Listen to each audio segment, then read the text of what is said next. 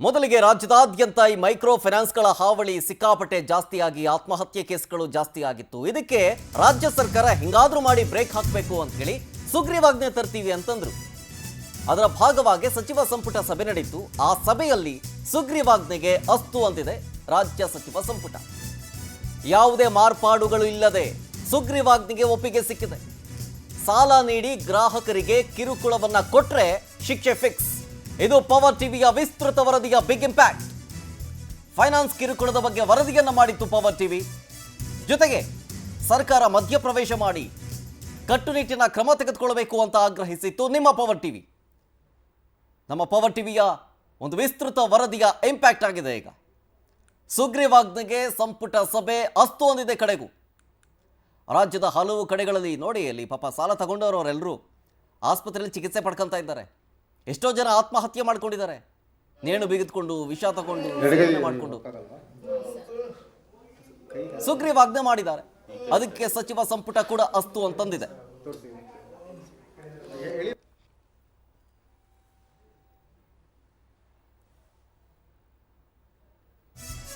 ಮತ್ತೊಂದು ಕಡೆ ಇನ್ನು 1 ಅವರ್ ಅಲ್ಲಿ 4 ಗಂಟೆ ಸುಮಾರಿಗೆ ಸಿಎಂ ನೇತೃತ್ವದಲ್ಲಿ ಒಂದು ಮಹತ್ವದ ಮೀಟಿಂಗ್ ಆಗುತ್ತೆ. ಎಲ್ಲಿ? ಗೃಹ ಕಚೇರಿ ಕೃಷ್ಣಾದಲ್ಲಿ. ಆ ಮೀಟಿಂಗ್ನಲ್ಲಿ ಸಚಿವರು ಭಾಗಿಯಾಗ್ತಾರೆ. ತಾಂತ್ರಿಕ ವಿಚಾರಗಳ ಬಗ್ಗೆ ಅಧಿಕಾರಿಗಳ ಜೊತೆ ಚರ್ಚೆ ಮಾಡ್ತಾರೆ. ಅಮಾನವೀಯ ಸಾಲ ವಸೂಲಾತಿಯ ಬಗ್ಗೆ ಸಭೆ ಬಳಿಕ ಕ್ರಮ ತೆಗೆದುಕೊಳ್ಳೋದು. RBI ಹಾಗೆ ಸಂಬಂಧಪಟ್ಟ ಇಲಾಖೆಗಳ ಮುಖ್ಯಸ್ಥರು ಕೂಡ ಈ ಮೀಟಿಂಗ್ನಲ್ಲಿ ಭಾಗಿಯಾಗ್ತಾರೆ. ಕ್ಯಾಬಿನೆಟ್ನಲ್ಲಿ ಕೆಲವು ಸಲಹೆಗಳನ್ನು ಕೊಟ್ಟಿದ್ದೀವಿ ಹೀಗಂತ ಕ್ಯಾಬಿನೆಟ್ ಸಭೆ ಬಳಿಕ ಕಾನೂನು ಸಚಿವ HK ಪಾಟೀಲ್ ಹೇಳಿಕೆಯನ್ನು ಕೊಟ್ಟರು. 4 ಗಂಟೆಗೆ ಮತ್ತೊಂದು ಮಹತ್ವದ ಸಭೆ ಆಗುತ್ತೆ ಗೃಹ ಕಚೇರಿ ಕೃಷ್ಣಾದಲ್ಲಿ ಸಿಎಂ ಅವರ ನೇತೃತ್ವದಲ್ಲಿ. ಈ ಮೀಟಿಂಗ್ನಲ್ಲಿ ಹಲವು ಸಚಿವರು ಇರ್ತಾರೆ, ಅಧಿಕಾರಿಗಳು ಇರ್ತಾರೆ. ಅವ್ರ ಜೊತೆ ಮೀಟಿಂಗ್ ಮಾಡಿ ಡಿಸೈಡ್ ಮಾಡೋದು. HK ಪಾಟೀಲ್ ಅವರು ಇದ್ರ ಬಗ್ಗೆ ಮಾತಾಡಿದ್ದಾರೆ, ಬನ್ನಿ ನೋಡೋಣ. ಅತಿ ಚಿಕ್ಕ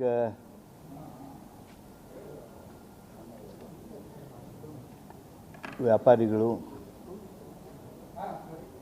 ಬೀದಿ ಬದಿ ವ್ಯಾಪಾರಿಗಳು, ಈ ಎಲ್ಲ ಬಡವರ್ಗ ಏನು ಸಾಲ ತೆಗೆದುಕೊತಿದ್ರು, ಆ ಸಾಲ ವಸೂಲಿ ಪ್ರಕ್ರಿಯೆಯೊಳಗೆ ನಡೆದ ಘಟನೆಗಳನ್ನು ನೋಡಿದರೆ ಅತ್ಯಂತ ಗಂಭೀರವಾದ ಹಾಗೂ ಒಪ್ಪದಂಥ ಕ್ರಮ ಆಗ್ತಾಯಿದೆ. ಅದಕ್ಕಾಗಿ ಜನ ಇವತ್ತು ಭಾಳ ತೊಂದರೆಗೆ ಬಂದಿದ್ದಾರೆ. ಅಮಾನವೀಯವಾಗಿ ಸಾಲ ವಸೂಲಿ ಪ್ರಕ್ರಿಯೆ ನಡೆದಿದೆ ಅಂಥೇಳಿ ದೂರಿನ ಮೇಲೆ ದೂರು ಬರ್ತಾ ಇವೆ. ಇವತ್ತು ಮತ್ತೆ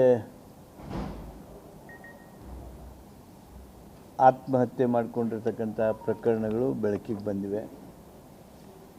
ಈ ಹಿನ್ನೆಲೆಯೊಳಗೆ ನಾವು ರಾಜ್ಯ ಸರ್ಕಾರದವರು ಒಂದು ಮಸೂದೆಯನ್ನು ತರ್ತೀವಿ. ಆ ಮಸೂದೆಯೊಳಗೆ ಇವೆಲ್ಲವನ್ನು ಅಡ್ರೆಸ್ ಮಾಡೋದು.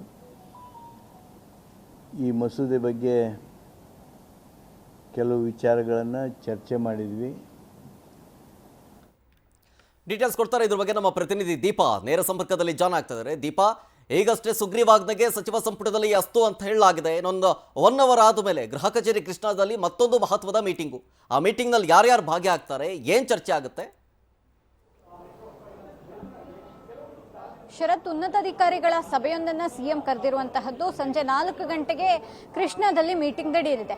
ಇವತ್ತು ನಡೆದಂತಹ ಸಚಿವ ಸಂಪುಟ ಸಭೆಯಲ್ಲಿ ಸುದೀರ್ಘವಾದಂತಹ ಚರ್ಚೆ ಈ ಒಂದು ಮೈಕ್ರೋ ಫೈನಾನ್ಸ್ ವಿಚಾರವಾಗಿ ನಡೆದಿರುವಂತಹದ್ದು. ಅಂದ್ರೆ ಯಾವ ರೀತಿಯಾದಂತಹ ಕಠಿಣ ಕ್ರಮಗಳನ್ನು ತರಬಹುದು ಅನ್ನುವಂತಹ ನಿಟ್ಟಿನಲ್ಲಿ, ತಂದಾದ ಬಳಿಕ ಅದನ್ನು ಯಾವ ರೀತಿಯಾಗಿ ಅನುಷ್ಠಾನ ಮಾಡಬೇಕು ಅನ್ನುವಂತಹ ನಿಟ್ಟಿನಲ್ಲಿಯೂ ಕೂಡ ಇವತ್ತಿನ ಒಂದು ಸಭೆಯಲ್ಲಿ ಚರ್ಚೆ ಆಗಿದೆ.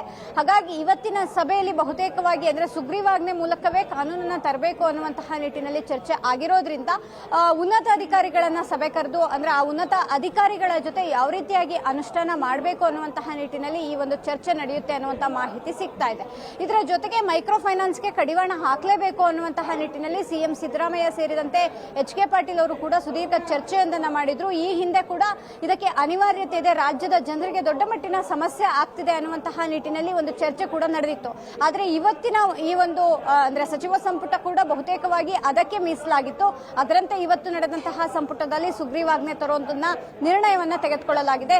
ಸಂಜೆ ನಡೆಯುವಂತಹ ಸಭೆಯಲ್ಲಿ ಯಾವ ರೀತಿಯಾದಂತಹ ಕಾನೂನುಗಳಿರುತ್ತೆ, ಯಾವ ರೀತಿಯಾಗಿ ಅನುಷ್ಠಾನ ಮಾಡಲಾಗುತ್ತೆ ಅನ್ನುವಂತಹ ನಿಟ್ಟಿನಲ್ಲೂ ಕೂಡ ನಿರ್ಧಾರವನ್ನ ತೆಗೆದುಕೊಳ್ಳಲಾಗುತ್ತೆ. Sharath. Okay, thank you Deepa ಡೀಟೇಲ್ಸ್ಗಾಗಿ.